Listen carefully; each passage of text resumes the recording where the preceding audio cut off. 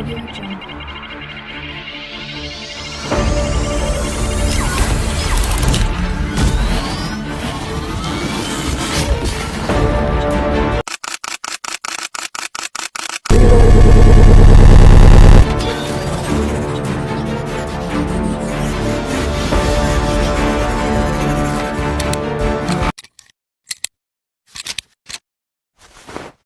Sampaikan pada semesta, ku sedang berkisah tentang seseorang yang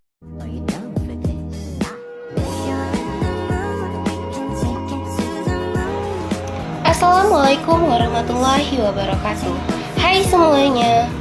Perkenalkan, nama saya Nuraili Aulia dengan NIM 220210129 dari kelas 5D Administrasi Publik, Fakultas Ilmu Sosial dan Ilmu Politik, Universitas Madinusre. Pada kesempatan kali ini, saya akan menjelaskan mengenai tentang sistem perpajakan yang ada di Indonesia dalam mata kuliah Administrasi Perpajakan dengan dosen pengampu Ibu Risna Dewi SOS MSP. Nah, sebelumnya saya akan menjelaskan mengenai tentang definisi pajak. Pajak adalah kontribusi wajib yang harus dibayarkan oleh individu atau badan usaha kepada negara. Sistem perpajakan di Indonesia merujuk pada keseluruhan mekanisme untuk mengatur pemungutan pajak oleh pemerintah, termasuk pengumpulan, pengelolaan, dan penggunaan pajak untuk membiayai kebutuhan publik. Sistem perpajakan di Indonesia berperan penting dalam mendukung pembangunan nasional dan kesejahteraan masyarakat melalui pengumpulan dan pengelolaan dana publik yang digunakan untuk membiayai pengeluaran pemerintah dan pembangunan infrastruktur serta pelayanan publik. Sistem perpajakan di Indonesia berperan penting dalam mendukung pembangunan nasional dan kesejahteraan masyarakat melalui pengumpulan dan pengelolaan dana publik. Nah, jenis-jenis pajak di Indonesia terbagi menjadi dua. Yang pertama, pajak langsung dan tidak langsung. Nah, pajak langsung terdiri dari pajak penghasilan atau biasa disingkat dengan PPH. Pajak yang dikenakan pada penghasilan individu atau perusahaan. Yang kedua adalah pajak bumi bangunan atau biasa dikenal dengan PBB, yaitu pajak atas kepemilikan tanah dan bangunan. Nah, yang kedua ada pajak tidak langsung. Pajak tidak langsung terdiri dari yang pertama adalah pajak pertambahan nilai atau biasa disebut dengan PPN. PPN ini timbul dikarenakan adanya transaksi jual beli barang atau jasa. Nah, yang kedua adalah bea masuk dan bea keluar. Pajak ini dikenakan pada barang yang diimpor atau yang diekspor. Nah, selanjutnya mengenai tentang sistem pemungutan pajak. Dapat kita ketahui, pada saat ini Indonesia menganut dua sistem. Yang pertama adalah sistem self-assessment. Wajib pajak diberikan kepercayaan untuk menghitung, melaporkan, dan membayarkan pajaknya sendiri. Hal ini untuk mendorong kesadaran masyarakat untuk memenuhi kewajibannya dalam membayar pajak. Contohnya seperti PPN. Nah, selanjutnya sistem withholding tax. Perusahaan sebagai pemberi kerja dan sudah memotong PPh karyawan wajib menyetorkan pajaknya kepada kas negara. Nah, ada pun beberapa proses mengenai tentang pemungutan pajak.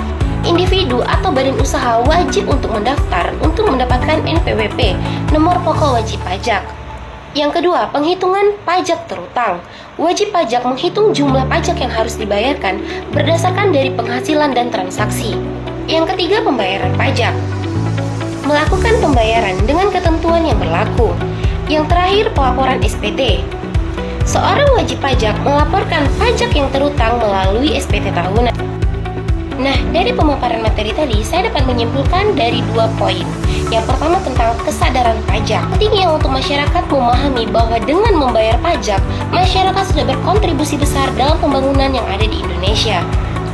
Poin yang kedua, peran pajak dalam pembangunan nasional. Pajak sebagai pilar dalam pendanaan berbagai program pembangunan yang ada di Indonesia demi kesejahteraan masyarakat. Maka dari itu, peran masyarakat sangat dibutuhkan dalam membayar pajak untuk membangun Indonesia yang lebih maju. Nah, tidak sampai di situ saja. Ternyata dengan kita membayar pajak, kita dapat menikmati manfaatnya loh. Apa saja manfaatnya?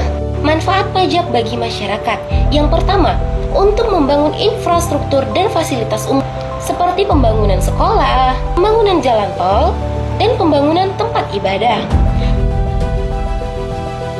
Adapun yang kedua, untuk pembangunan fasilitas pendidikan seperti beasiswa bidik misi dan Kartu Indonesia Pintar.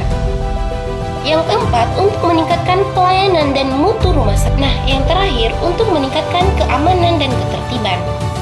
Nah, dari yang saya jelaskan tadi, dapat kita simpulkan bahwa banyak sekali manfaat kita dengan membayar pajak. Maka dari itu, segeralah membayar pajak, jangan sampai menunggak-nunggak. Karena dengan Anda membayar pajak, Anda ikut dalam membantu Indonesia untuk maju dalam pembangunan. Nah, ada pun satu contoh kasus di Indonesia tentang sistem pemungutan pajak di Indonesia. Sahabat Banjarmasin akan melakukan penagihan kepada wajib pajak yang menunggak dengan sistem door to door. Ini dilakukan untuk memberikan efek jerak bagi wajib pajak yang tidak membayar pajak kendaraannya. Penunggakan pajak bagi wajib pajak kendaraan baik roda 4 maupun roda 2 Nah, dari kasus tersebut dapat kita lihat bahwa banyak sekali masyarakat yang masih mengalami tertunggak pajak. Ada yang bertahun-tahun hingga puluhan tahun. Sehingga pemungutan pajak door to door harus dilakukan karena banyak dari masyarakat yang tidak sadar akan kewajibannya dalam membayar pajak. Maka penerapan sistem self-assessment yang ada di Indonesia pada saat ini masih kurang berlaku di masyarakat karena kurangnya kesadaran masyarakat dalam membayar pajak, sehingga dilakukan pemungutan pajak door to door.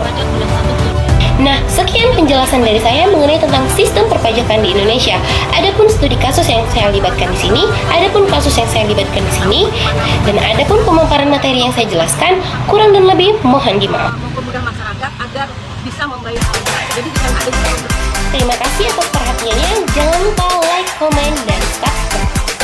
Terima kasih.